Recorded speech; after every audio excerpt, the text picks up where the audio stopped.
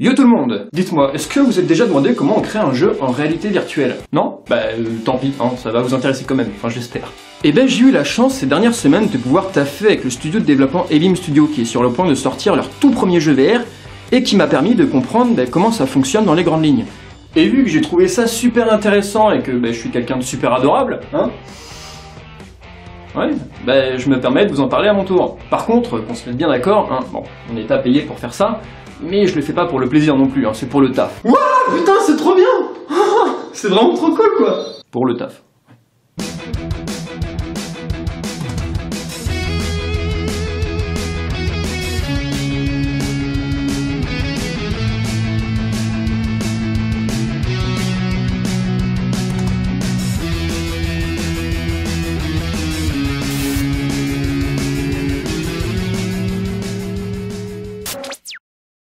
Du coup, dans cette vidéo, on va vous expliquer comment on crée un jeu VR. Et par quoi commence-t-on quand on crée un jeu en réalité virtuelle? Par se faire chier avec les différentes contraintes que ça impose.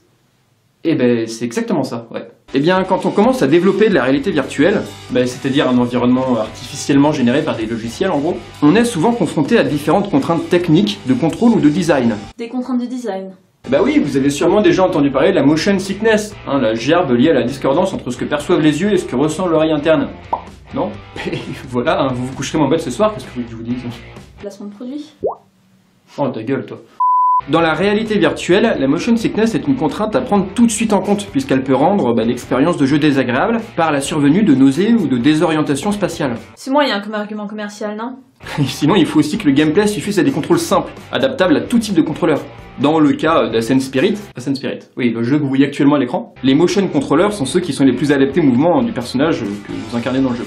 En gros, si Ebim Studio a choisi ce type de contrôleur, c'est que c'est en lien avec leur idée créative de départ. Oui, on évolue dans un environnement très vaste, hein, grâce à un jeu des rapports d'échelle qui permet d'accentuer la sensation d'immersion et de petitesse face à la grandeur de la montagne.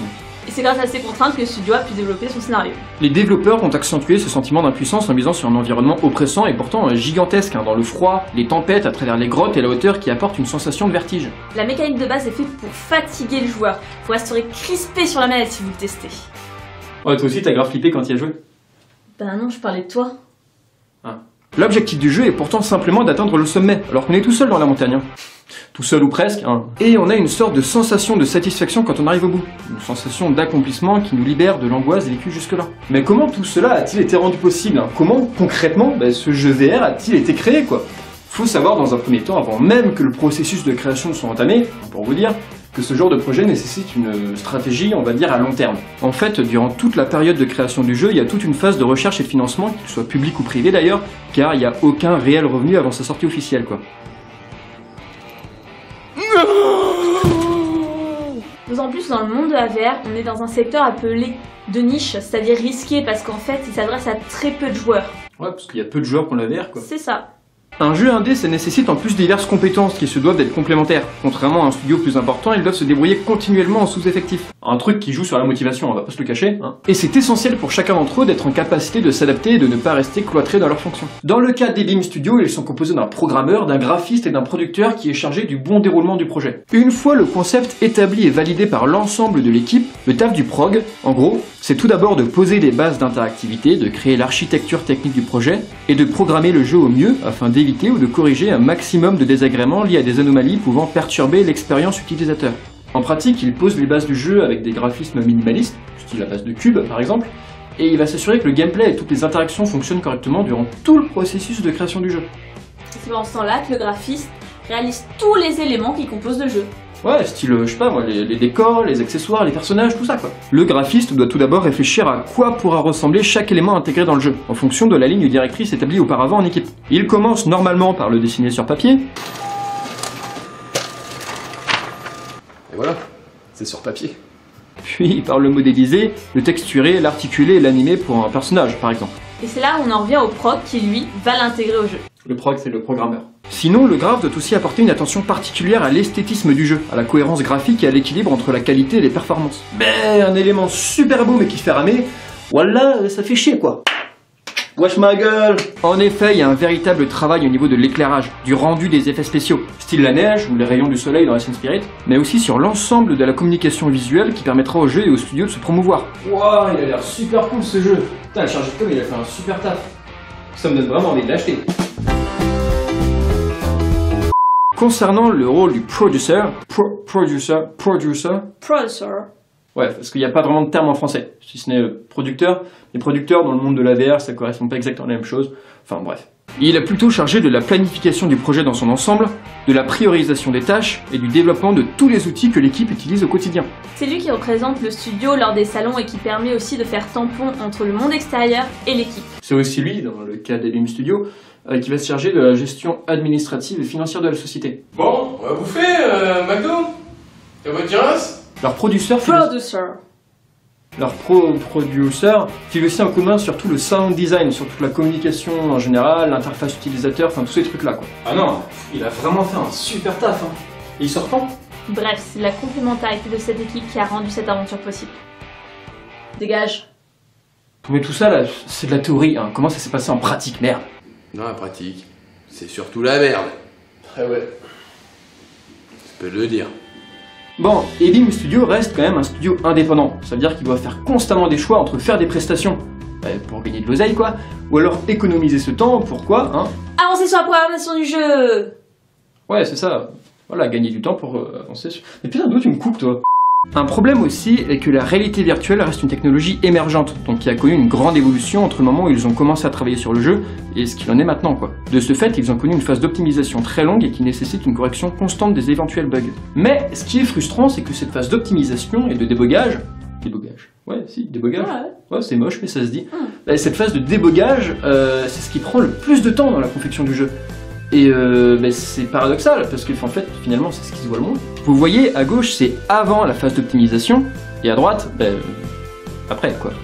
Non, c'est bon, arrête de fixer ton écran comme un débile, il y a quasiment aucune différence, c'est surtout de la structure interne en réalité. Hein. C'est juste pour que le jeu fonctionne mieux. Bon, alors bien entendu, on a largement simplifié le processus de création d'un jeu lors de cette vidéo, parce qu'il y a plein d'aspects techniques qu'on a souhaité éviter pour faciliter votre compréhension, et surtout pour respecter un format plutôt court, pour que ce soit assez facile à regarder et à comprendre. D'ailleurs, ça c'est le cas d'Elim Studio, ce sera pas forcément le cas de tous les développeurs. Ah bah non, ils sont déjà sur le jeu depuis plus de 2 ans, alors pour raconter tout ça en moins de 10 minutes... T'es con ou quoi? La vidéo fait plus de 10 minutes. D'ailleurs, c'est super sympa de votre part de m'avoir accueilli. Enfin, je sais que vous êtes débordés. Pas de soucis, hein. Après, on est débordés, ouais, mais bon, on fait l'effort parce que c'est ça. Encore. Bref, j'espère que cette vidéo vous aura permis d'y voir un petit peu plus clair sur la création d'un jeu VR, surtout par un studio indépendant, quoi. N'hésitez pas à poser vos questions en commentaire, hein, parce qu'on va sûrement réaliser un petit épisode bonus en présence de l'équipe. Donc ça peut être cool, non? Et sur ce, on fait plein de bisous. Ouais, enfin bref, le jeu sort sur l'Oculus Store le 29 septembre, alors n'hésitez pas à l'acheter hein, si vous possédez un Oculus, hein, soyez pas cons. Et puis, ciao!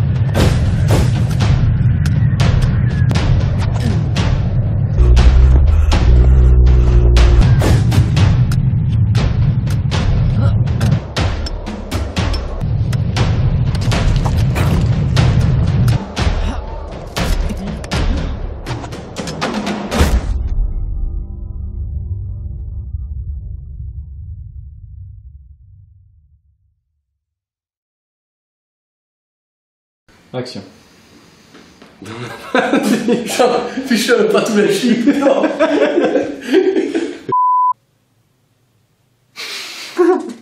Mais tu vas dégager. Tu t'es tourné du mauvais côté. Je sais. Un truc trop con. Écoute, Bref, c'est la complémentarité de toute l'équipe qui a permis cette aventure possible. Ça veut rien dire par contre. Je t'emmerde, c'est beau par contre. C'était bien dit. Ah putain, bref, c'est la C'est la complémentarité des différentes professions. Tu m'as boulé, je vais défoncer ta race. Allez, on enchaîne. On fermerait pas la porte avec le bordel derrière? Comme un con, je regarde. Ah ouais. J'ai le casque.